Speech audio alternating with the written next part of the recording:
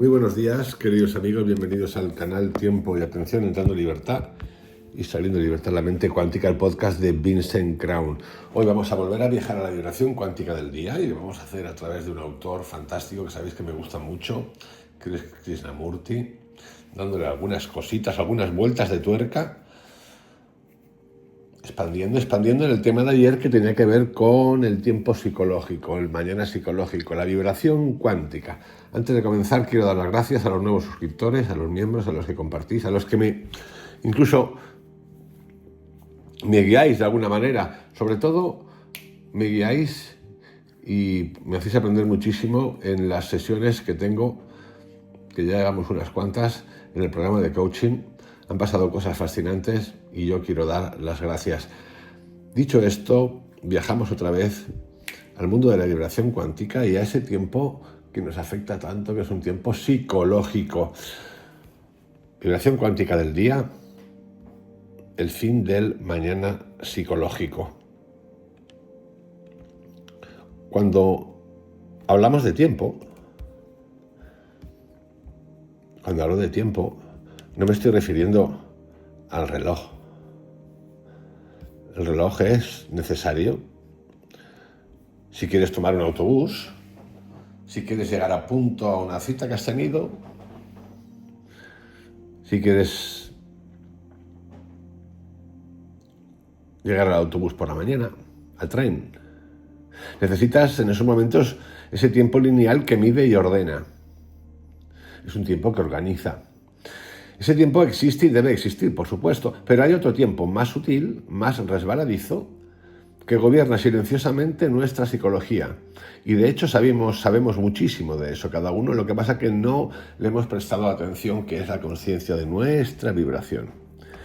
El tiempo de la mente, el mañana psicológico, la promesa, la postergación, el horizonte al que traslado lo que me atrevo a mirar hoy.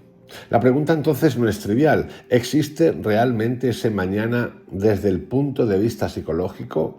¿O es una invención del pensamiento cuando percibe su propia impotencia para transformar la vida directa e inmediatamente? Observa el mecanismo. Vamos a observar el mecanismo juntos. Veo con claridad que necesito una revolución en mi modo de vivir, en mi pensar, en mi sentir, en mis acciones. Por ahí no me atrevo, pero que lo siento, sin duda que lo sentimos, y muchos, incluso hasta lo veo. Pero en lugar de actuar en la llama de ese ser, me digo, emplearé el tiempo en esto mañana o en el mes próximo, seré diferente. Y así nace un mañana que no pertenece al calendario, sino a la imaginación. El otro día, no voy a contar ningún detalle, pero sí algo de un ejercicio con el que trabajamos, y fue el siguiente. Tiene que ver mucho con esto. De repente has estado ahí preguntándote intensamente, has llegado al punto donde, consigues ver las cosas que te ocurren, los mecanismos, los triggers que llaman, los percutores, que te hacen saltar. Un ejemplo, ¿no? El que sea, da igual, podéis coger el que queráis. Y lo ves, entonces ha pasado otra vez lo que tenía que pasar, otra vez, te das cuenta, al día siguiente al rato dices, ya está, otra vez he caído ahí. ¿Lo has visto? Darse cuenta de eso es un gran salto. Yo le llamo un salto cuántico a eso.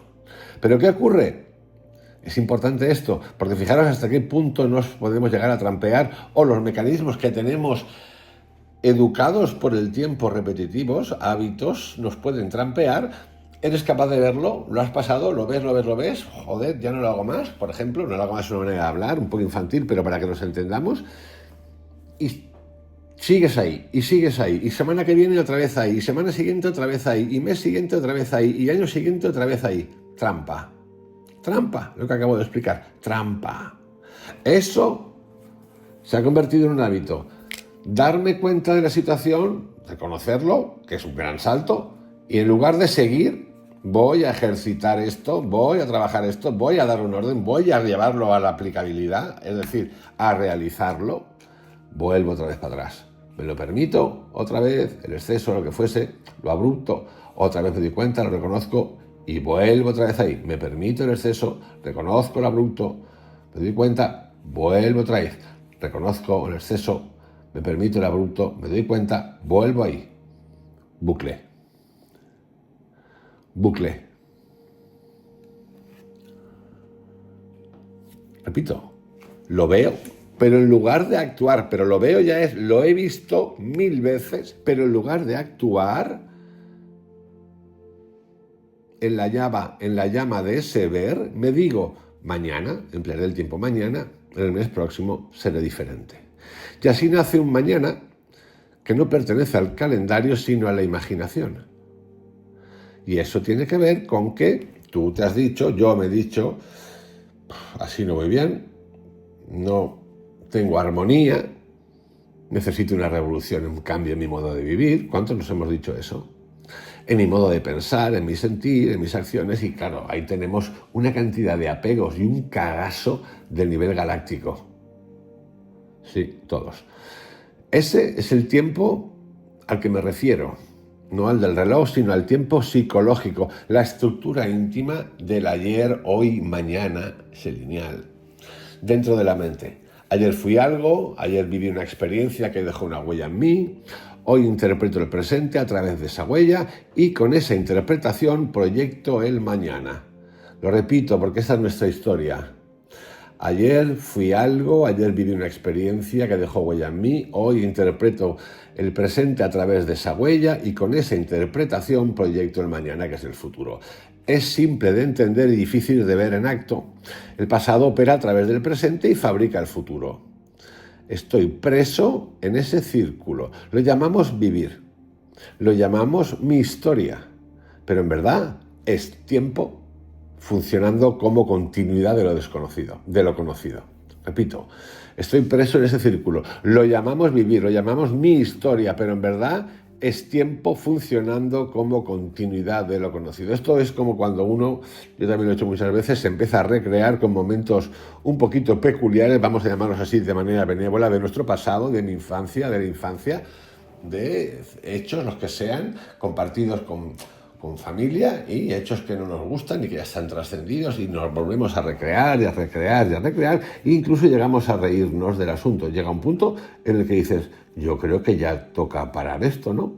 ¿Por qué volver a sacar esto continuamente? Yo me gustaría saber por qué, si ya lo has trascendido, volver a sacar esto continuamente. En una comida, en una cena, ¿por qué?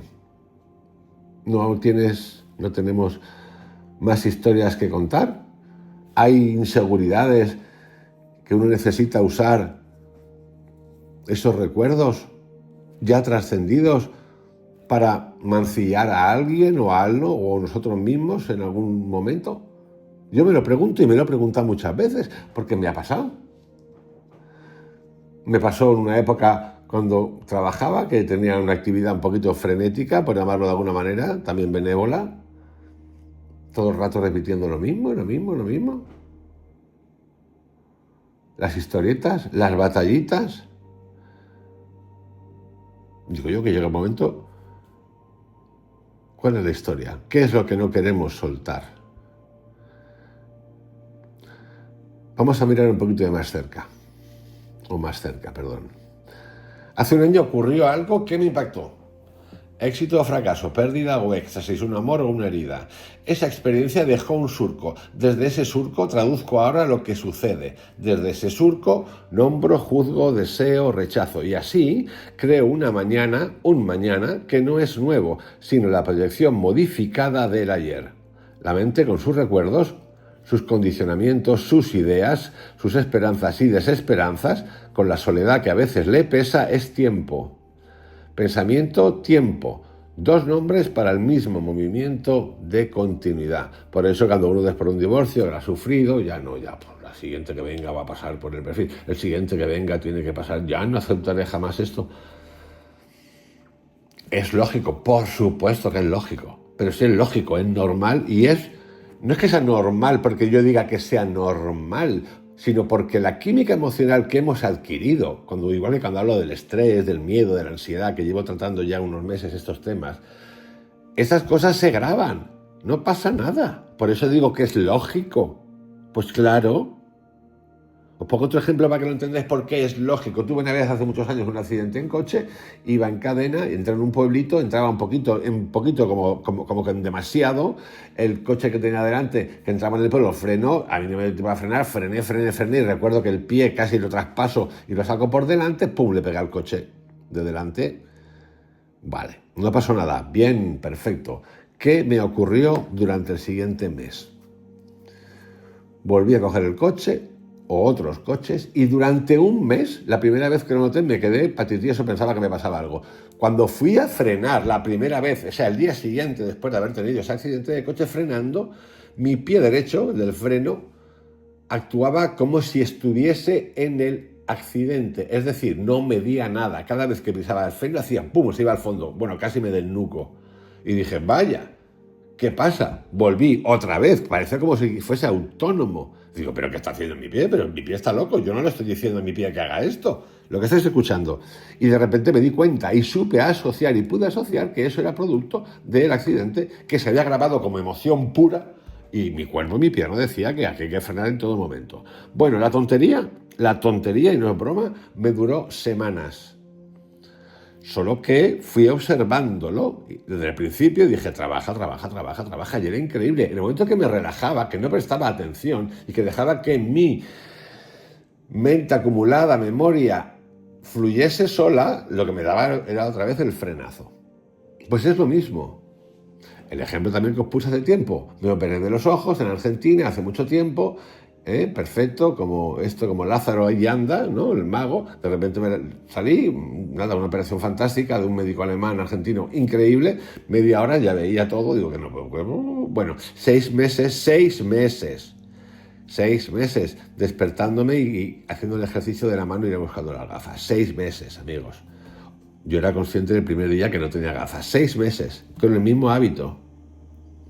Imaginaros lo que quiero decir con esto es que imaginaros, cada persona es como es y las cosas las puede vivir de una manera o de otra, obviamente. Pero fijaros lo que es esto, os cuento cosas sencillísimas. Imaginaros con las emociones fuertes o las experiencias fuertes vividas. Las cosas son brutales. ¡Brutales! Si esto es así, ¿qué significa hablar de un estado intemporal? No se trata de negar el reloj, ni de forzar una amnesia de las experiencias. Se trata de investigar honestamente si la mente puede quedar por completo libre de la tiranía de la experiencia en el instante de la percepción. Por eso es tan importante los ejemplos que os acabo de contar, que son reales. La experiencia pertenece al tiempo, es acumulación, depósito, archivo. El ver puro no acumula, ilumina. ¿Puede haber un ver sin el intermediario del ayer? ¿Puede la atención permanecer desnuda sin traducir de inmediato lo visto a los términos de la memoria? Detente por un momento y observa cómo opera el mañana. Quiero dejar un hábito, me digo, desde la semana próxima. Quiero hablar con alguien desde la transparencia, me digo, cuando esté más calmado. Necesito ordenar mi relación con el dinero, con el cuerpo, con la palabra, me digo, cuando tenga tiempo. El mañana psicológico es un aplazamiento elegante de la verdad que ya veo, y ese aplazamiento consume energía. Cada promesa al futuro drena la potencia del presente, donde la acción es posible. Esto lo habéis escuchado y os ha pasado, a mí me ha pasado también, de alguien que me ha dicho, te veo un poquito así, ¿por qué no haces, por ejemplo, meditación? No tengo tiempo. Yo por mi vida, además así, lo decimos educadamente, pero con un toquecito un poco de no me toques los huevos. Bien, pues ya tendrás tiempo si te surge el tiempo. Yo lo he dicho 24.000 veces. A estas cosas se suele llegar por una hostia, de algún tipo, alguna hostia de algún tipo. Puede ser que no lleguemos, no importa. No es ni amenaza, ni es calma, ni nada. Es lo que nos pasa, antes o después.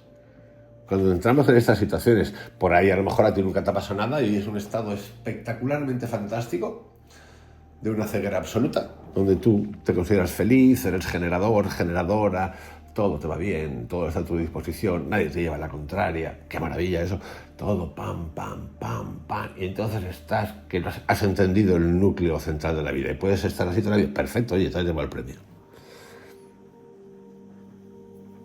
En general no suele pasar eso, o en general pasa mucho eso, porque no nos pasa por los cojones ver, Porque, digamos, vivimos en el miedo nuestro y en el miedo al que tenemos sometidos a los demás, por cierto, por economía, por condición, por género. Sí. Así que, antes o después, cuando sea, igual nos encontramos, te encuentras, me encuentro, a mí me ha pasado, a muchos de vosotros también, con esa situación que es de choque, que viene por algún lado. Y entonces decides empezar a preguntarte, que no está nada mal, por cierto. El estado intemporal es entonces un misterio muy simple, la suspensión de ese aplazamiento. Ya no aplazamos más. No de tener el reloj, sino de tener el hábito de trasladar al futuro lo que hoy puedo mirar y comprender. No se logra por acumulación, porque la acumulación es tiempo, sino por comprensión directa. Por eso cuando digo, ¿sirve la meditación? Sí, no, por eso, porque no se logra por acumulación. Pim, pam, pum, igual que la meditación en todo. Si te pasas en el gimnasio, pues te puedes lesionar. ¿Sí? Pues sí. Si te vas a la meditación y eres un experto en meditación, te sabes todas las técnicas nasales, nasal izquierdo, nasal derecha, kundalini, cómo corre el aire que acabo de inhalar hasta que lo llevo hasta mi dedo y vuelve y lo paso al otro y la rodilla y ¡guau! Y el prana. Perfecto.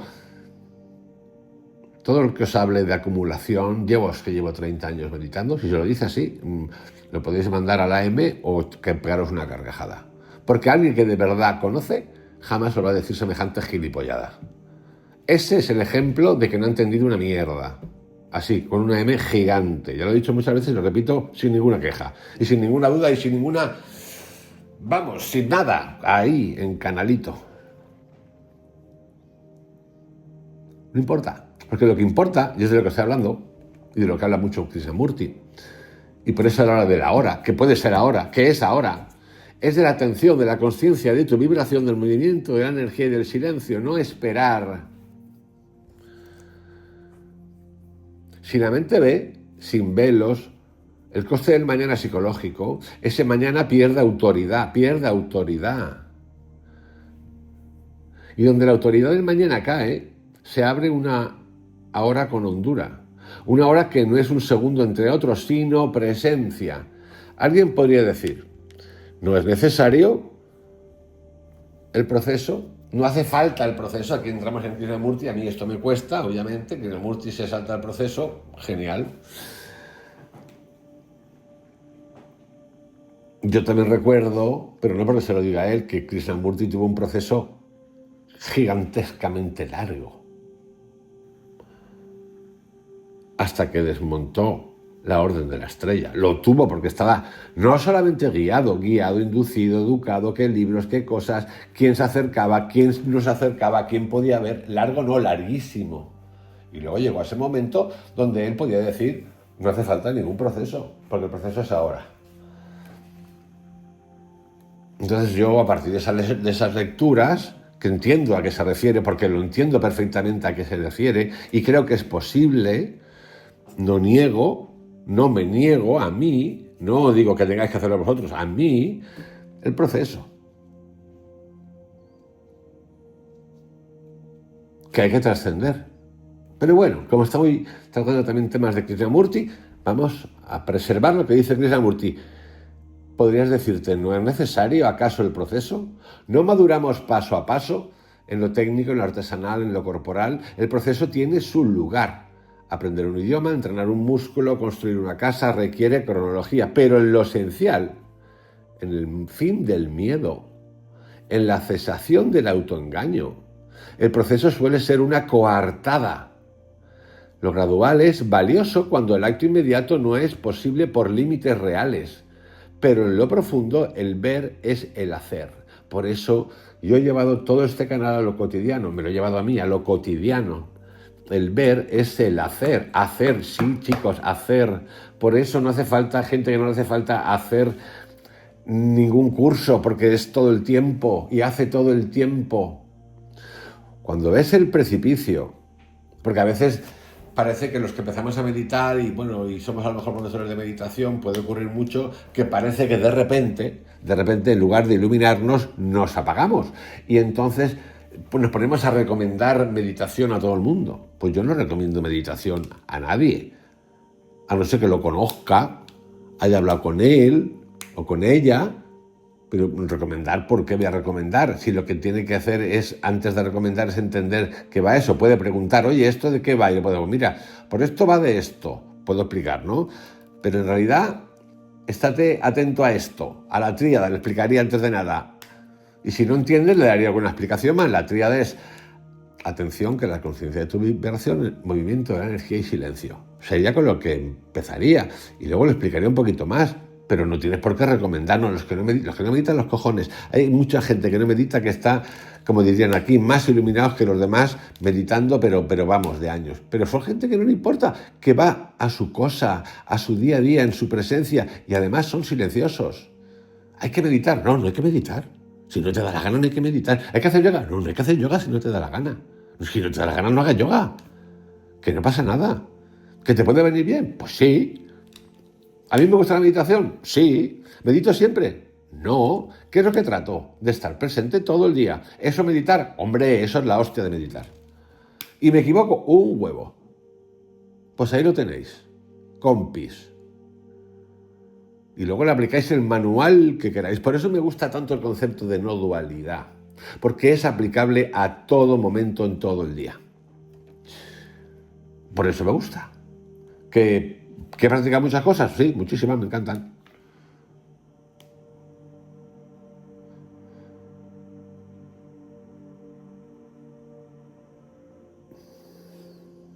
Cuando ves el precipicio, no propones un plan quinquenal para dejar de caminar hacia él. Claro, cuando estás en el edificio, cuando te dicen no para de protestar, y el ejemplo que os puse, y te metes a bucear bajo el agua, te tiras al agua, al mar y te vas a 15 metros bajo el agua, te aseguro que al metro de empezar a bajar buceando hacia abajo a pelo, así, se te ha ido de la cabeza todo temita de protesta, queja, verano de mierda, lo que tú quieras, gente de M, ¿sabéis por qué? Porque el cuerpo ha decidido que necesita estar presente y activo, lo sabe, para bucear, para ver que está bajando, que sí, que tiene que medir sus pulmones, el oxígeno que me queda, cómo respiro, aguantar y subir. Se te acabó el rollo, además de que no puedes hablar. Bueno, podrías hablar, pero el cuerpo te dice que no hables, porque vas a perder oxígeno, burbujitas, esas que se suben y no quieres que se te vayan porque quieres estar con potencia de aire y capacidad para no ahogarte. Eso es real, eso es así como lo estoy contando. ¿Qué ha pasado? Nada, un segundo. El tiempo que has tardado en tirarte del barquito al agua. Un segundo. Ahí es donde podemos ver. Ahora bien, no confundamos lo intemporal con una evasión. No es trance, no es fuga mística, no es desentenderse de la responsabilidad.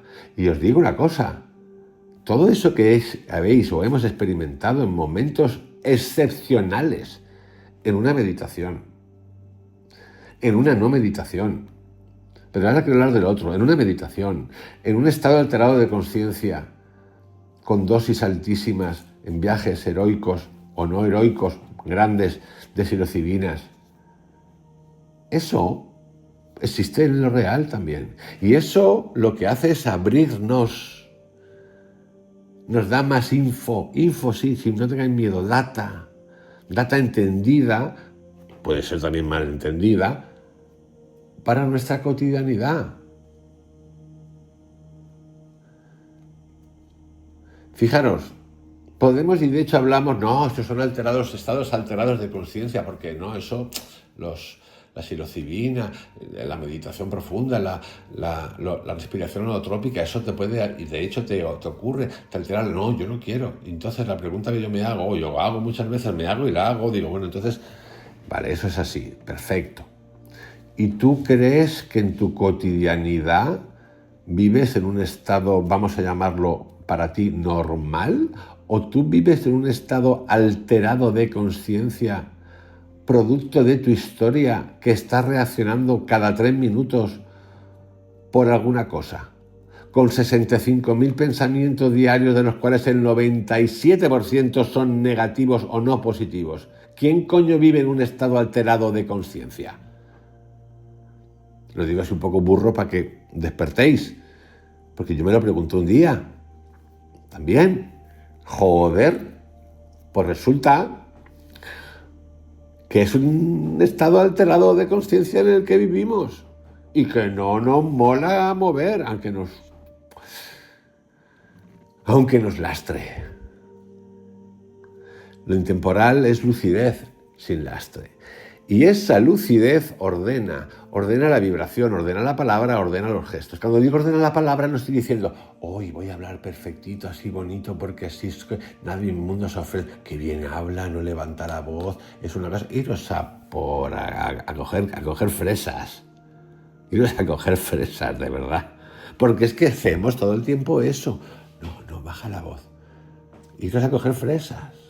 La atención a la conciencia de tu vibración. Enseguida nos convertimos en dirigentes. Tenemos un afán por ser dirigentes. Es un afán. Es que yo ya he hecho esto.